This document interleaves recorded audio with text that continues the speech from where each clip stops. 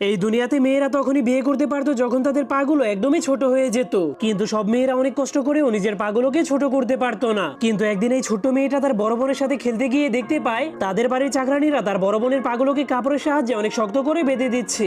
যা দেখার পর সে অনেক অবাক হয়ে যায়, কারণ তার বোনের পাগুলো তার হাতের চাইতেও বেশি ছোট ছিল। কিন্তু যখনই চাকরানীরা সেই ছোট্ট মেয়েটাকে দেখতে পায় তখনই তারা দরজা বন্ধ করে দেয়, কারণ এখানে বড় মেয়েদের পা কাউকে দেখানোর কোনো অনুমতি ছিল না। এরপর ছোট্ট মেয়েটা তার বড় বোনের মন খারাপ দেখতে পেয়ে তার বড় বোনকে খুশি করার জন্য জড়িয়ে ধরে। কিন্তু এর কিছুক্ষণ পরেই ছেলেপক্ষ তাকে নিয়ে যাওয়ার জন্য পালকি পাঠিয়ে দেয়। কিন্তু তখন মেয়েটা তার পরিবারকে শেষ বিদায় দেওয়ার সময় তার মনটা অনেক খারাপ হয়ে যায়। এরপর এক বছর কেটে যাওয়ার পরেও ছোট্ট মেয়েটা তার বড় বোনকে অনেক মিস করছিল। এই জন্য সে নিজেই তার বোনের জন্য ছোট্ট সাইজের জুতো বানাতে শুরু করে। তখন মেয়েটা সেই জুতোগুলো নিজের পায়ে পরার চেষ্টা করে, কিন্তু তার পাগুলো অনেক বড় ছিল। কিন্তু তখনই তার মা তাকে জোর করে ঘরে নিয়ে যায়। এরপর তার মা তাকে একটা চেয়ারের উপরে বসিয়ে তার পায়ের উপরে প্রচন্ড শক্ত করে সেই কাপড় পেঁচাতে শুরু করে দেয়, যার কারণে মেয়েটা ব্যথার কারণে অনেক জোরে জোরে